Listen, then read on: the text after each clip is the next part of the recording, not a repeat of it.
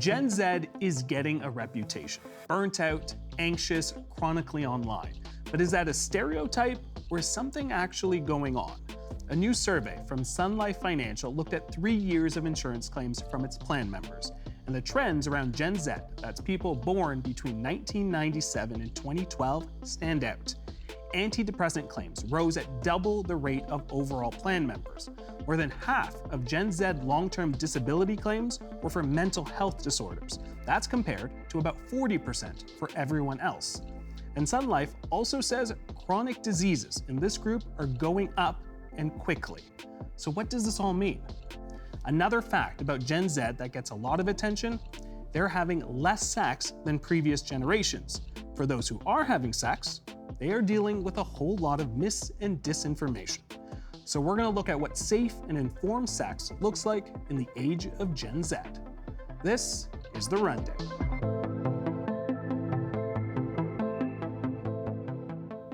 A recent study found Gen Z is dealing with mental health concerns at a disproportionate rate. Let's look at the numbers and what they suggest about what this generation is going through. Dr. Nicole Kozlov is a psychiatrist and the director of the Margaret and Wallace McCain Center for Child, Youth, and Family Mental Health at the Center for Addiction and Mental Health. Jenny Yuen is group head and executive vice president of partnerships and government relations at Kids Help Phone. Great to have you both here. Jenny, I'm going to start with you. What do we know about Gen Z that causes them to seek help in higher numbers than previous generations? Yeah, I think that the environment has changed. The destigmatization of mental health is just much more prominent, and we're seeing many more services and programs that are really talking about promoting help-seeking behavior, mental health literacy. So that's the generation that they've grown up with, and technology is also all around them. Where many of the services and organizations are also in their worlds, really trying to ensure that they are aware that mental health and well-being will be a challenge and things will impact. But at the same time, there are also supports that are available. Nicole, I'll get you in there. What do we know about this cohort that causes them to seek those higher numbers? Well, I think it's good news because I think partly it suggests that the stigma of seeking mental health support has been reduced over the years. And so it may be that mental health promotion initiatives are working, that young people know where to seek support, and that organizations are designing their services to better meet the needs of youth. So that's all good news. What I worry about, though, is that it's not only that more young people are recognizing that they need support and know where to get it, but that the numbers of young people who are experiencing mental health problems has been going up. Jenny, I'm hoping you can play ball with me here. There's, when we talk about stigma, sometimes the conversation around this specific cohort is about resilience. Perhaps they're not resilient enough. And I think some of it might be having to do with how we frame that question. As you said, this is a generation that can adapt, is talking about things a little bit more than previous generations. Is it a fair question to ask? Is this cohort resilient? I think it's twofold to what Nicole had said as well. They're also experiencing more. They're really processing the world in real time. When you have so much technology in front of you, they have so much more information than we would have had, right? And they're processing it in a way where they're still developing their life skills and this ability to be able to adapt. So there are compounded reasons as to why they're experiencing this, but at the same time, they do have access to more support. So it's coming both ways, right? Where they're experiencing more, but there's also more support out there. So they will require that resilience because they're just consuming a lot more in real time. Nicole, with that being said, we know that financial worries, climate change concerns are top of mind for this cohort. How do you see that reflected in the people that you work with in your services? Yeah, so I think it's a really good point that when we talk about resilience, we need to think about what are we asking young people to be resilient to? And when we look at, rates of poverty and food insecurity and housing supply, and as you said, climate change and all the other issues that are in the world right now, it's important that we don't expect that the youth who have experienced the greatest structural inequities are that we're expecting the most from them in terms of resilience. So I think it's really important to ensure that our the world around us uh, is a place that helps support young people and their development and their hope for the future. Jenny, I want to get a better understanding of sort of the work that you do at Kids Help Phone. Help us understand sort of the concerns. Obviously, we're talking about a specific cohort, but you also deal with a cohort that's younger than this as well. What are their concerns? Yeah, I mean, we're seeing a lot in our services around bullying, loneliness, relationships. In 2025, we started to see an increase in conversations around sextortion, and so we're really Sextortion, what do we mean? yeah. So this is actually it's basically being extorted for photos or something that you've done where and it'll be released unless there's a demand met. And so we're starting to see some of those trends in our conversations with young people, and actually more specifically, it's we're seeing it more in male service users. So it's really such, to what Nicole said too, there's just a lot of complexity in terms of what young people are experiencing at younger ages. Our service mandate is actually 5 to 29, though we never turn young people away. Wow. And we're just seeing an increase in conversations around suicide and suicide ideation, self-harm, bullying, loneliness. And then, like I said, we're starting to see those emerging trends like we did, years before when cyberbullying was becoming, a major issue. We're really starting to see those trends because we're in their worlds. There's nothing more local than exactly where you are in the moment that you're feeling them and having a safe space and having that agency to reach out. And so with that, we get a lot of honesty and the ability for young people to want to seek help, but also share what they're experiencing. You mentioned self-harm. There was a recent article in the Toronto Star that highlighted that self-harm is up among young girls. Do we know what's driving that specifically? I think, some of the things that we've talked about here is just the complexity in relationships and loneliness and how they're experiencing the world overall. And it is a way that they are finding a way to cope. So it's one of those things where we're starting to see that emerging trend. So that type of data then helps inform what prevention and literacy might do, as we're in communities really trying to build prevention as well. Nicole, help us understand a little bit from KMH's perspective. What issues are you seeing in the work that you're doing with children and youth? So certainly, we're seeing the same issues with self-harm, suicidal ideation.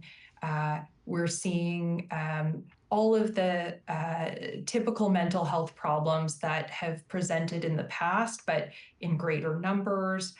Issues with substance use, and particularly cannabis, with technology overuse. So it really runs the gamut. And I think, to Jenny's point, really reflects that young people are being asked to cope with greater complexity in the world and may not have the positive coping skills in order to deal with it. We talked a little bit about sort of the landscape that this cohort has essentially been born in. This is a cohort that's grown up in a fast-changing digital world. I am curious, what role does social media, Jenny, play when being perpetually online and its connection to poor mental health? Yeah, it's so interesting. So on the one hand, we certainly see from that 15 to 24 age group, all of them, actually the whole cohort really says it helps them stay connected, to stay current on events, and they want to learn things. That's really But how we talked about loneliness as well. That's right. It's so interesting. And then on the flip side, we're also hearing that there are the negative effects, or that cohort of kind of 15 plus is really experiencing the negative effects more. However, that element of connectivity and being able to, that is part of their world. So it's that tension that they all feel, where it does have negative effects, but it also has positivity. So that's why a lot of the programs that, we're seeing a lot of platforms develop as well, as in partnership with organizations that are youth serving, is really focused on literacy. How do you, what are those guardrails? How do you use it, but how do you use it safely? And how do you ensure that it's actually fostering, positive mental health and well-being, and trying to prevent some of the negative impacts as well. Do you mind if we unpack that a little bit? Sure. What are we talking about when we talk about those guardrails? What is some of the advice? So we've had certainly young people reach out, and some of the coping tips that we share on kidshelpphone.ca as well is really making it time bound, understanding where you're going to, how you want to engage with it, where your friends might be. So being able to set those boundaries are incredibly important, and really understanding the algorithms of doom scrolling and all this thing, putting time limits are incredibly important, and also trying to foster the positive ways in terms of how you want to communicate through social, as well as the content that you're looking at as well. Nicole, I'm sure that with the young people that you're working with, you're learning a lot from them as well. Young people are well versed not only in just therapeutic buzzwords that I think that we may jokingly be like, well, let's unpack all that, but there's some stuff to learn there. But how do they build resilience to approach some of the conditions they're so keen to talk about? So I think this partly gets at some of the negative consequences of social media overuse, which is that it takes them away sometimes from, real life connection. And I think that's where we can help them build coping skills is, how do you connect with people around you, with your community? How do you be physically present? And identify ways of accessing support that we might traditionally have looked to in the past. Young people are reporting that they're less likely to talk to their parents and their family or other adults about their feelings than in previous cohorts. So it's really important that that the adults around them make it so that they're likely to open up to them, that they validate their experiences, and that they show genuine interest in how they're feeling and what they're experiencing. Jenny, I'll get you to add on to that. Yeah, and I think and that's the element that we've talked about as well is how does social actually engage and actually foster your mental health and well-being, but at the same time, exactly what Nicole said, there's a role for that. And then what are the other elements of your plan or the way that you want to foster your positive mental health outside of your devices? So that's been something that's been a conversation across all of our channels. And we're, like I said, we're continuing to see young people reach out where it's that, like I said, it's that tension. It's exactly how they stay connected, but at the same time, we want to set those guardrails. All right, I want to spend a couple of minutes talking about, what not only parents, but what can government, what can schools, what can employers do as well to sort of help young people with their fears and worries. Jenny? Yeah, I think for us, we're hearing a lot, especially in the Gen Z as they think about, job seeking and education and those elements. We're really seeing significant worry around affordability, employment and whatnot. And then you balance that with needing actually mental health resources when they are in these jobs overall.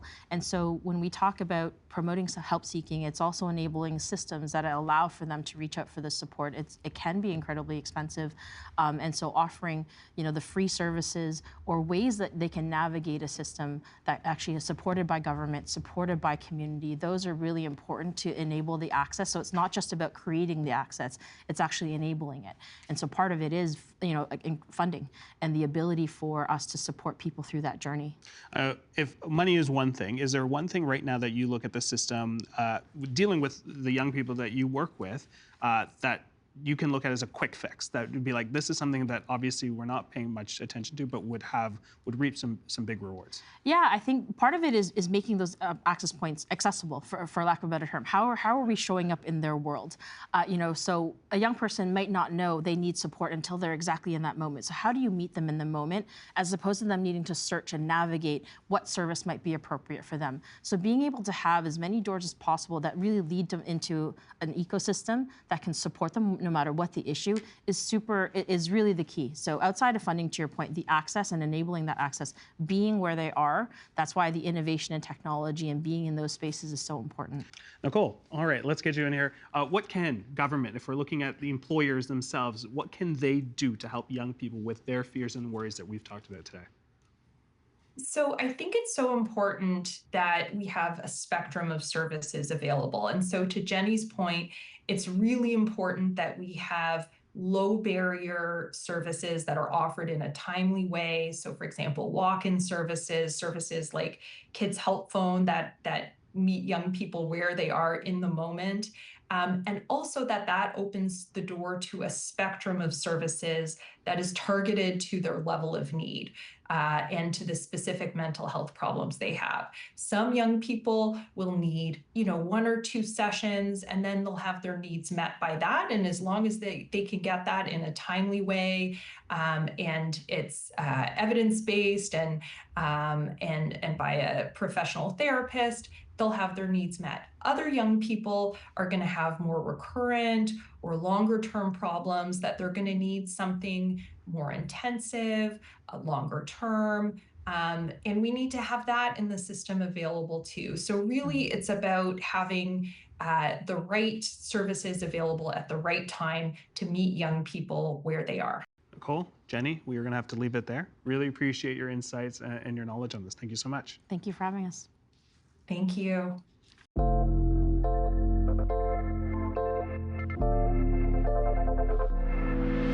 It's pretty obvious that growing up in the social media age presents a lot of challenges, but especially when it comes to the world of sex. Solid information can be hard to find, and misinformation is everywhere. I sat down with Shaman Mohammed Jr., the founder of Let's Stop AIDS, a youth-led HIV charity, to talk about some of the challenges and solutions. Thank you so much for having us at the headquarters here at Let's Stop AIDS. Love to welcome you here. Tell me how this organization started. This started when you were only 15. Yeah, I was 15. I went to a high school in Toronto, and as simply as it put, a lot of my friends and people at my school weren't talking about sexual health at all. I wanted to do something about it. I noticed that more of my friends were getting pregnant, STIs, and potentially HIV. So I started to gather a few friends and founded Let's Stop AIDS. In that process, it was very difficult. My principal asked if I was trying to start a scam or something. Many of my own friends even said, can't you just get another organization to do this? Shouldn't they do it? And quickly through realizing there was a major gap. And that gap was a lack of knowledge and discussion about our sexual health and what's going on in our communities. And I had to do something about it. I want to fast forward now. You are several years removed from high school. How do you think youth's attitudes towards sex and STI, sexually transmitted infections, have changed? Have they changed at all? What is the conversation now? It's been over 21 years since I founded Let's Stop AIDS, and now I've been seeing a couple decades of youth HIV-related data and STI data. And there's one thing that's consistent that we're seeing. We're seeing that if young people are learning and having knowledge from other peers around their age, there's the ability to trust and gain confidence to better understand sexual health and their communities and what's around them. We've realized that our information and knowledge that we have now has become more sparse, less clarity. We've realized that there's a lot of pros and cons in our time right now. Some of those pros are we're in a world of digital knowledge, of accessible. Sometimes you could hear information from the best influencers in the world.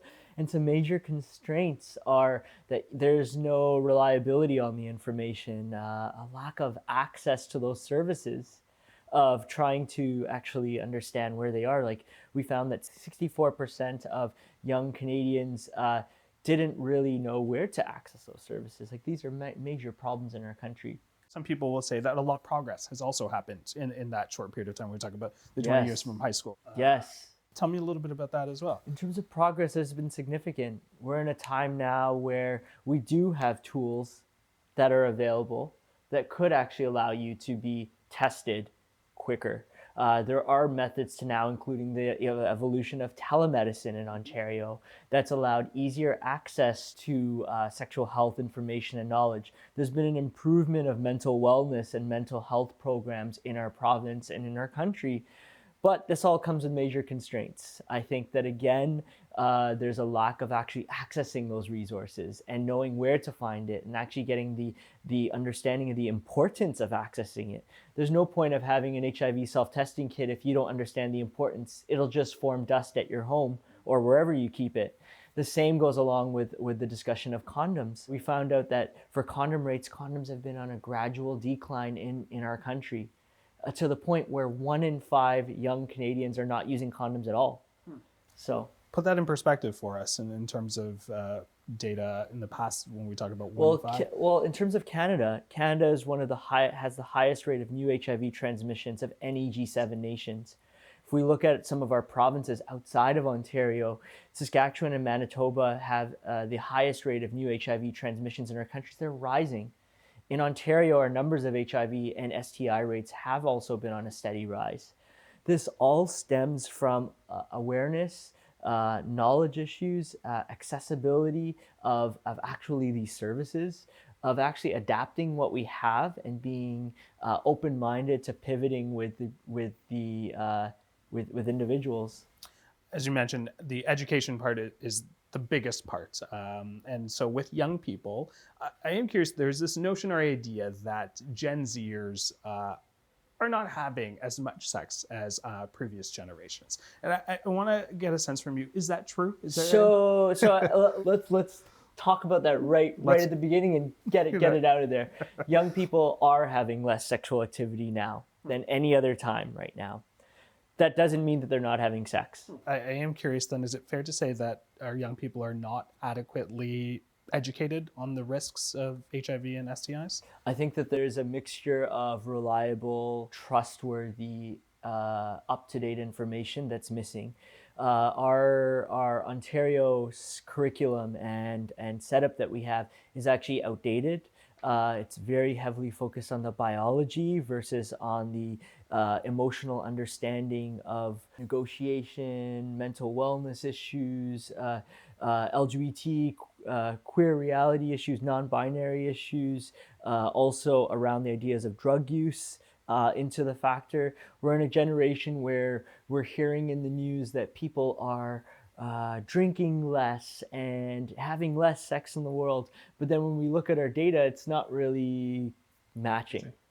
So what this tells me is that the information that may be published or is online is maybe not up to date, not convincing enough, or not leading young people to the resources they need to make better informed decisions about their life, and to be confident about those decisions so that it's not an awkward conversation.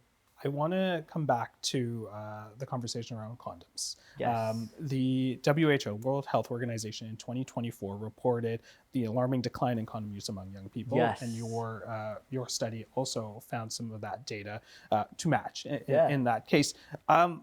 What is it about, even in your report, the sort of the anecdotal things that people were saying about condom use? I think one was "quote unquote" bad vibes. Is what I think. Like, what is the conversation around condom use? Let's Stop AIDS publishes an annual report. 3 editions have been published, and the 4th is around the corner. It's called the Sex Lives Report. It's the largest survey on youth sexual health and behaviors in our country. Each year, there's about 1,100 Canadians, representative of Canada, that do this survey to help us get a stronger pulse on youth sexual health and behavior. It's very clear that there's been a lack of a discussion around condom use. It's not just used as a tool that's to prevent pregnancy, but preventing STIs and lowering your risk of HIV. If individuals are taking PrEP, there's still a risk of getting STIs and other issues that need to be discussed. So these type of topics also are something that need to be better understood. We learned that a lot of that comes on actually selecting the right condom, selecting what's best for an individual, regardless of sexuality or gender. It actually has to become a mutual discussion. And with this global concern of not using any tool at all, so not using PrEP, not using condoms, not getting tested. Like 67% of these healthcare professionals are not proactively having these discussions with young people. If they're not having these discussions and our teachers are not able to have the right curriculum to have these discussions with our students, who is? Their parents, their friends, who may not have the most up-to-date information, who may not even want to have this discussion due to the taboos around in their cultural norms. So something that is fixable, I wouldn't say easily fixable, but something that we can actually have a standardization that could let young people feel empowered. I want to pick up on testing. Yes. As you mentioned, for a lot of people who've never been tested, they might be surprised that it's quite easy. Yeah. Like is a blood test, in many cases, a prick of the Yeah. finger. What are some of the obstacles that are getting in the way? Tons of obstacles. A lot of young people don't have a family doctor. Finding a family doctor is difficult. Taking time, if you're a young individual and you do have the fortune of having a job, you have to find a way that you could navigate getting tested during business hours, which most of these clinics are not open to over those times, and without doing it during the weekend. If you're in a very culturally sensitive family, you have to try and find a way to quietly do these tests. These are real dilemmas that young people face. Let's even talk about the employer end very briefly. You can't take too many sick days or it ends up becoming an issue. So these are real stressors that young people face when they have to learn about navigating it. And this is if you are someone who's aware about how to get tested. This is if you understand how testing works and the importance. It's about understanding this importance of testing is actually you taking care of your general health, taking care of the others around you. There's many young people in our survey that we actually highlight, don't have the percent on the top of my head, but that have had multiple sexual partners and have never been tested. That's rather concerning. I want to talk about the gaps that you guys fill. You mentioned the Ontario curriculum and the Yes. gaps there. What did your organization and other organizations like you try to do to fill those gaps? So Let's Stop AIDS has to cover a wide plethora from being on the ground in the grassroots level to being a strategic planner and strategically involved. On the strategic level, in 2013, Let's Stop AIDS was elected an official seat on UNAIDS' board as the NGO delegate representing North American charities. We use that platform to be able to advocate and be able to mention these topics on a global level. On a grassroots levels, we need to be in touch and understand what goes on in our province and in our country. Over the last couple of years, we've met with 3,200 plus students. That's about 160 plus workshops in schools. These workshops are not your boring workshops where you have a slideshow and a projector going. These are gamified workshops that actually engage with young people and actually are held and facilitated by other young facilitators who are volunteers in the community, who are our staff and team who understand age appropriateness of bringing forward content. There's something very important about that. It's about building comfort, about building confidence, about building understanding, and also realizing that teachers are buying lectures and workshops online, whereas when we are providing these, it's actually up to date and it's actually fun. With that being said, if there are people who are interested in making a difference on a individual level, what are your recommendations? Over 2 decades of Let's Stop AIDS, and we've had more than 25,000 volunteers that have been part of our organization, and that's how young people are active. It's a civic duty to, I think, encourage young people to get involved.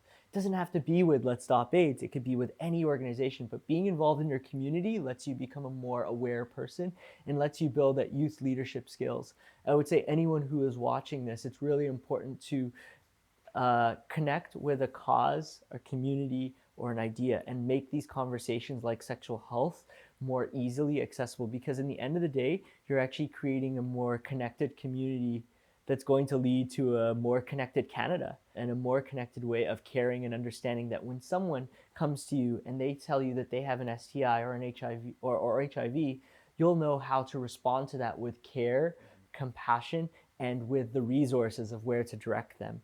We're going to leave it there. Shaman, thank you Thank so much. you. Really appreciate it. Thank you. Thank you for all the work that you guys do. Oh, thank you.